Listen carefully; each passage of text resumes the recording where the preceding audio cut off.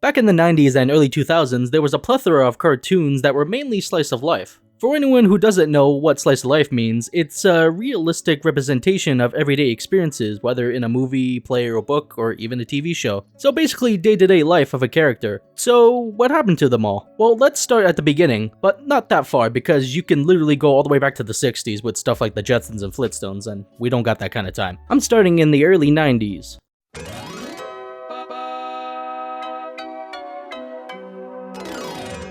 Rugrats was about the daily lives of babies and what they thought the world was like through their own imagination. Even though it wasn't the first show like this, you could say it popularized and started the boom for shows like it during the time. The show Rugrats ended up lasting 15 years. It was a phenomenon for Nickelodeon. But they also had more shows such as Doug and Rocko's Modern Life, while Disney had stuff like Goof Troop and even took Doug a few years later. Cartoon Network was just starting out with their shows, so most of their lineup started in the mid to late 90s, along with the genre of slice of life soaring to above and beyond.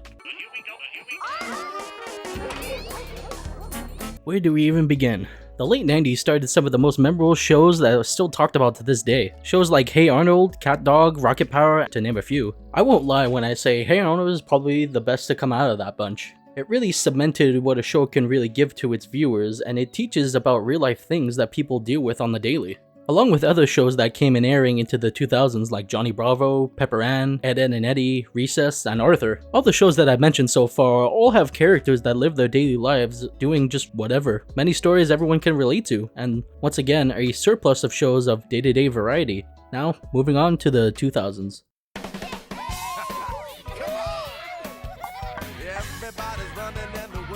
Now here's where we get to some of my favorites, starting in the year 2000.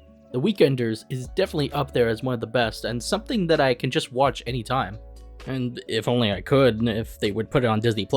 We also got shows like Lloyd in Space and Fillmore, all top notch in their own way. We also have Foster's Home for Imaginary Friends, As Told by Ginger, Jimmy Neutron, All Grown Up, amongst many others. Since I grew up with a lot of these shows as they aired, I think a lot of these shows really made me appreciate more of the genre as I grew up. There's just something that makes you feel so at ease in these shows, that makes you feel like you're a part of the same experiences. Unfortunately, after this era, we are taking a kind of nosedive into the late 2000s.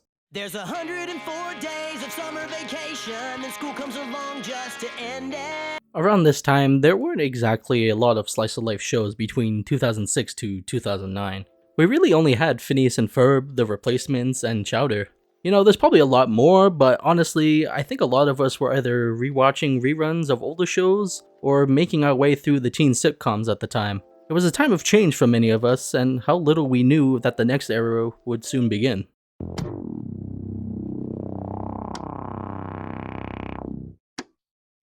In the early 2010s, we saw a resurgence in animation, and where there's a resurgence, we get a good variety of cartoons. We got things like Kick Buttowski, Fish Hooks, Regular Show, among many others. It was this era that really rekindled my love for cartoons. Felt like a breath of fresh air, and I'm sure it was the same for many others, and I'm sure this time will always live in the hearts of the fans.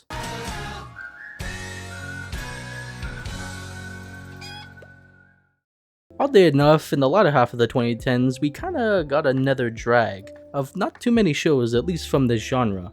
We had Harvey Beaks, Loud House, Milo and Murphy's Law, and Big City Greens, a lot of shows that people really tend to forget about, to the point where Harvey Beaks and Milo and Murphy's Law only got 2 seasons. Now I know both The Loud House and Big City Greens are still airing as the time of this video. I do think The Loud House should end though. It's gotten 7 seasons, I think its time is done. For Big City Greens, that show is getting its 4th season and a movie, so we'll see where it goes from there, but I think that it will soon be over as well. Most Disney shows, if popular enough, don't last more than 4 seasons at the most. A still good era for these shows, but not one that is very memorable to most people in the long run. You and me will always be tight, family every day and every night. Even when you start acting like... Now we've come to the modern era of the 2020s. Have the number of slice of life shows increased? Well, yeah, it has. Rugrats has returned for some reason. We also got shows like Big Nate based off the books of the same name, and we've gotten some good gems like The Ghost of Molly McGee and The Proud Family has returned. We got shows like Kif and Haley's on It. And with the 2020s continuing on, we have plenty more time to go and many shows to be made and to be seen. So, in the end, where did they all go? Well, they are still here, and are thriving through the different eras. Sometimes there will be droughts though, but they will always come back in some shape or form. And we as fans, I'm sure, will be there when they come.